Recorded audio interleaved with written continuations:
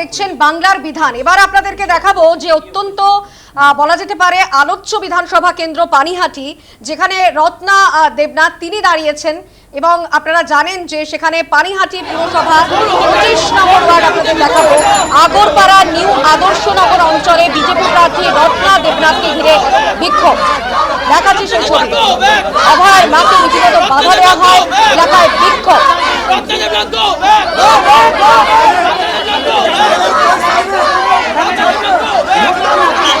Slogan দেওয়া হয় রীতিমতো।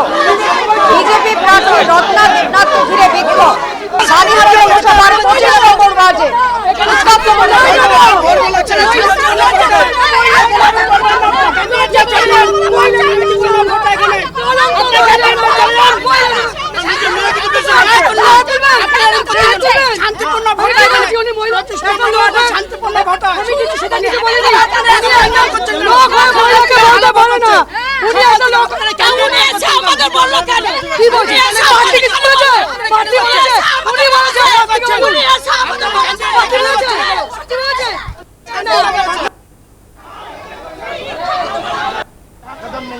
পানিহাটি বিধানসভা কেন্দ্র এবং যেখানে অভয়ের মা তিনি প্রার্থী হয়েছেন রত্না দেবনাথ। আমি তো বুঝতেই পারিনি কি হয়েছে।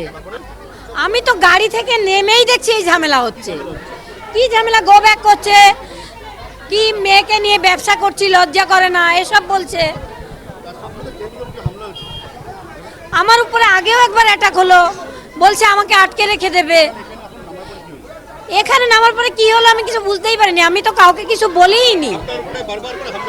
হ্যাঁ, আর এখানে যে পরিস্থিতি তৈরি হয়েছে, আপনাদের কি মনে হচ্ছে এখানে শান্তিপূর্ণ ভোট হচ্ছে? দুষ্কৃতি দেখাক না, কে আমার কাছে দুষ্কৃতি আছে? হ্যাঁ, কাউন্সিলরকে এখানে অ্যারেস্ট করাতে হবে। কাউন্সিলর দেখাক না কে আমাদের সাথে বাইরের লোক আছে। আমরা তো এই তিনজনই রয়েছি। আমি জানি না, আমরা নাকি এখানে বাইরের দুষ্কৃতি নিয়ে এসেছি। এই যে তৃণমূলের মিথ্যা কথা বলা অভ্যাস, সেই অভ্যাসটাই এদের রয়ে গেছে।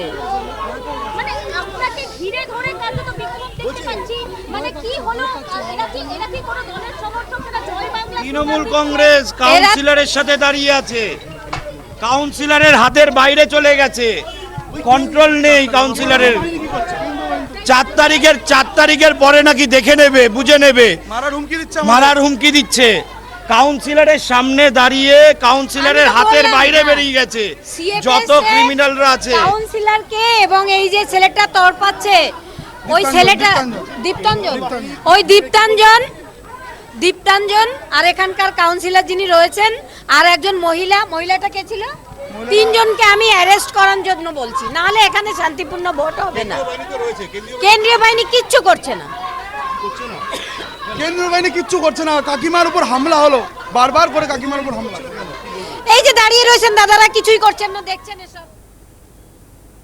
পানিহাটি বিধানসভা কেন্দ্র যেখানে প্রার্থী হয়েছেন বিজেপি প্রার্থী রত্না দেবনাথ এবং অন্যদিকে আপনারা জানেন যে নির্মল ঘোষের ছেলে তীর্থঙ্কর ঘোষ তিনি এবারের প্রার্থী, তৃণমূল প্রার্থী।